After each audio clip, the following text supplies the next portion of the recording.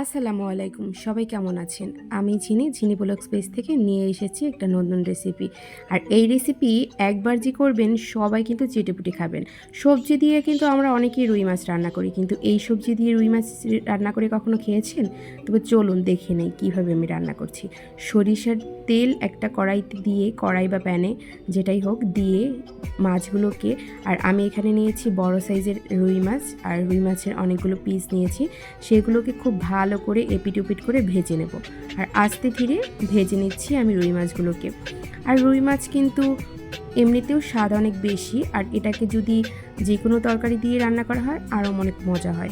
তো আমি এটাকে আজকে খালি রান্না করছি না, যে সবজিটা আমার খেতে একদমই ভালো লাগে না আমি সেই সবজি দিয়ে আজকে রান্না করে দেখাবো।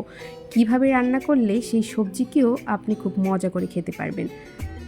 আর দেখেন আমার অলরেডি কিন্তু অনেকটাই ভাজা হয়ে গেছে, এটাকে একটু ভালো করে আমি ভেজে নিয়েছি। আর সরিষার তেল দিয়ে রান্না করলে এর টেস্ট কিন্তু আরও অনেক বেশি আমার ভালো লাগে।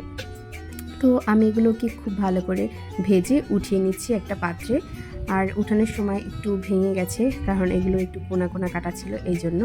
তো যাই হোক, আমি সব মাছগুলোকে একে একে উঠিয়ে একটা প্লেটে রেখে দিচ্ছি। আর এই প্যানেই কিন্তু আমি এখন মশলা দেব। তো আমি এখানে ইউজ করছি সবই পেস্ট করা, মানে কোনো কাটা মশলা ইউজ করছি না। তো এখানে আমি নিয়েছি পেঁয়াজের পেস্ট, রসুনের পেস্ট, আদা, জিরার গুঁড়ো, ধনিয়া গুঁড়ো। আর জিরে এবং ধনিয়া গুঁড়ো আমি একটু কম ইউজ করছি, কারণ মাছে বেশি একটা দিলে ভালো লাগে না।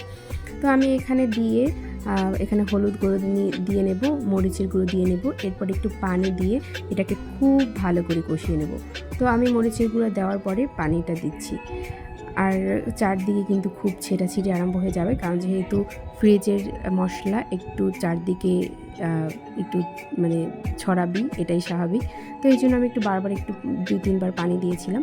আর এখন আমি এই মাছগুলোকে আবার একটু এপিট ওপিট করে মশলা লাগিয়ে দেবো, মানে মশলার সাথে আমি এটাকে ভালো করে কষিয়ে নেব, যাতে মাছের স্বাদটা অনেক বেশি ভালো থাকে। কারণ আমি যদি ভাজা মাছটাকে পরে সবজির সাথে অ্যাড করতাম, তাহলে কিন্তু মাছের স্বাদটা অত বেশি ভালো লাগতো না যা এখন লাগবে। তো আমি কিন্তু এখানে খুব ভালো করে একটু পানি দিয়ে এটাকে কতক্ষণ রেখেছি। তো রাখার পরে এটাকে আমি উঠিয়ে নেব। এই কষ্টটা আপনাকে একটু করতেই হবে, একটু স্বাদ করে খাওয়ার জন্য। তো আমি এখানে মাছগুলোকে আবার উঠিয়ে নিলাম। এরপরে এখানে আমি সবজি দিয়ে দেবো। কী সবজি দিচ্ছি? এখানে দিচ্ছি পেঁপে, কাঁচা পেঁপে। কাঁচা পেঁপে কিন্তু আমাদের অনেকেরই ভালো লাগে না। আমি জানি না আপনাদের ভালো লাগে কিন্তু আমার কিন্তু কাঁচা পেঁপে একদমই পছন্দ না। কিন্তু আমি এইভাবে খেয়ে খুবই মজা পেয়েছি, এবং আমি সবজিটা খুব মজা করে খেলাম।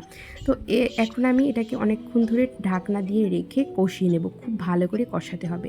আমি এখানে সময়টা দেখাতে পারছি না ভালো করে, কারণ এটা অল্প সময়ে শেষ করতে হবে, একটু রানিং করে নিয়ে এলাম। তো আমি এখানে কিন্তু দিয়ে দিলাম খুবই মূল্যবান জিনিস, কাঁচামরিচ। তো দেখতেই পেলেন কাঁচামরিচ কিন্তু এখন খুবই মূল্যবান জিনিস। তো সেটা আমি দিয়ে দিলাম। এরপর আমি এটাকে আবার একটু ঢাকনা দিয়ে ঢেকে এটাকে আবার উঠিয়ে নিলাম।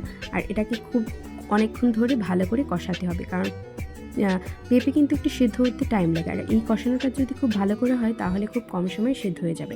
তো এরপর আমি পরিমাণ মতো পানি দিয়ে নিলাম। এরপর পানি দিয়ে আমি এটাকে ঢেকে রাখবো আরও অনেকক্ষণ ধরে। আর এখানে আমি দিয়ে নিলাম সিক্রেট জিনিস, চিনি।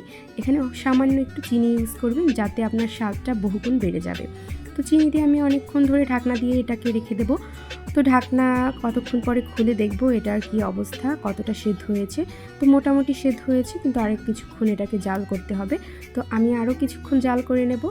তো আরও কিছুক্ষণ জাল করে নিচ্ছি এবং ঢাকনা দিয়ে নিচ্ছি। তো আমি এখানে অপেক্ষা করছি আরও কতক্ষণ। তো আরও কতক্ষণ আমার অপেক্ষা করা হয়ে গেল। তো এরপরে আমি দেখে নিলাম যে এটা পারফেক্ট অনেকটাই সেদ্ধ হয়ে গেছে, এখন মাছ দেওয়ার পালা। তো আমি এখন এটাকে দেখে এখানে মাছ দিয়ে দেব। তো আরেকটু নাড়াচাড়া করে আমি দিয়ে দিচ্ছি মাছগুলো একে একে। তো একে একে এই মাছগুলো আমি দিয়ে নিচ্ছি। আর মাছগুলো দেখেন কী চেহারাটা, কী দারুণই না এসেছে। তো সব কিছুই কিন্তু মিলে খুব দারুণ একটা রেসিপি হয়েছে। আর এটা আমার সত্যি খুব মজা লেগেছে। আমি একটু বানিয়ে বলছি না, এটা খেয়েছি এবং খুব মজা ছিল, কারণ এটা ছিল 2 দিন আগের রেসিপি। আর ভয়েসটা আমি আজকেই আপলোড করলাম। তো এই তো আমি দিয়ে নিলাম, এবং এগুলোকে আমি সরিয়ে সরিয়ে একটা চামচ বা খুন্তি দিয়ে আমি একটু ভিতরে মাছগুলোকে ঢুকিয়ে দেবো। তো ঢাকনা দিয়ে দিয়েছি, যাতে মাছের ভিতরে ঝোলগুলো খুব ভালো করে প্রবেশ করতে পারে।